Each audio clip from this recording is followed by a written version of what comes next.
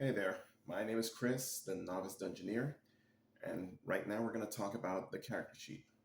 Now, before we continue from where we left off last week, I'm going to ask that if you enjoy my content, no pressure, please consider subscribing to the channel and telling friends about what I'm doing here.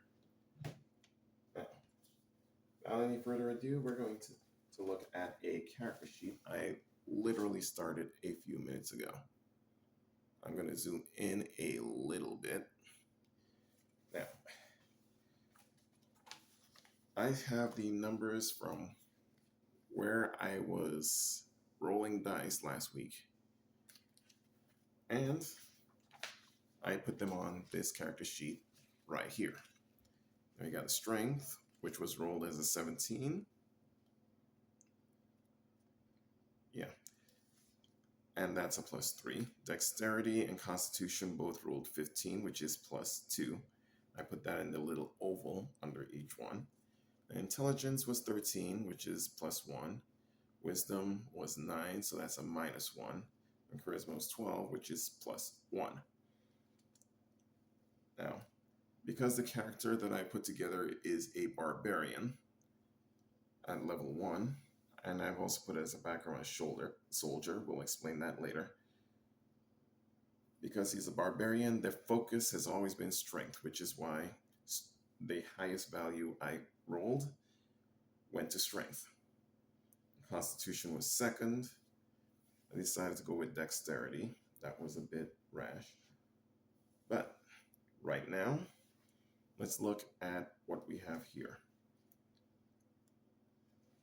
For barbarian, the two main focuses for saving throws would be strength and constitution. Strength because that's the ability they use more than anything else. Constitution because that is what's going to save his life. Now, dexterity was added because of his background as a soldier. Now he has four proficiency skills. Now, intimidation and athletics were already picked for soldier, even though I wanted to pick them first. So I had to pick two others from his list, which was nature and survival. Now, let's take a look at what we have here. While we're waiting, I'm going to need the D20 from the Dagger of Action. Hopefully the zoom should be enough for you to... Okay, wrong die. I'm going to need a D12. Now for the hit points, you're going to need D12 because he's a dwarf. It's also going to be +1. So I'm going to roll this. So that's 5 + 1. So his hit points are going to be 6. I'm going to put that aside for now. Let's take a look at what his skills are on this sheet. Now, we have Rage, which gives him damage resistance to bludgeoning, piercing, and slashing effects. The rage damage is any strength attack +2. He also has a strength advantage, which means you roll twice. Whichever one is higher is what you go with. Now, there's no concentration or spells. Barbarians don't use spells, so that shouldn't be much of a problem. But he is vulnerable to interruption. And the duration of a rage attack would be until the end of its next turn, or if it wants to keep going, it's going to be an attack roll against an enemy, force enemy into a saving throw, or use a bonus action to extend the rage. It also has unarmored defense, which is 10 plus the dexterity modifier and the Constitution modifier, which comes up to a total of 14. Sorry if that's too close. Now, there's some skill. There's this one skill that comes from being a soldier beforehand, which is Savage Attacker. Now that gives a choice of advantage or disadvantage once per turn, once they hit a target. Now, because of its dwarven history, there's 4 abilities that they gain listed down here.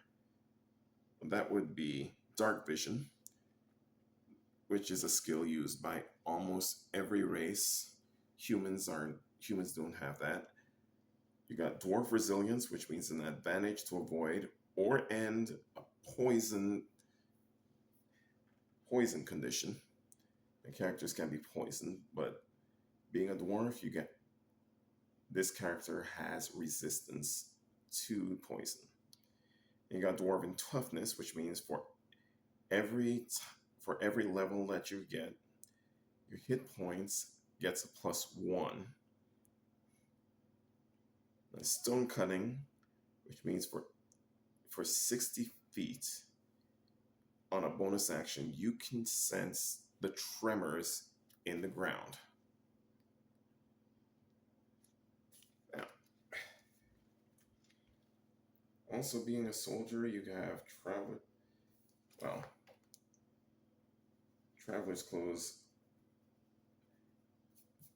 You got the Explorer's Pack, which is a starter. And the Explorer's Pack comes with a bedroll, oil flask, rations for 10 days, 30 feet of rope, tinderbox, 10 torches, and a water skin. And as a barbarian, you have the skills of using simple and martial weapons, light and medium armor.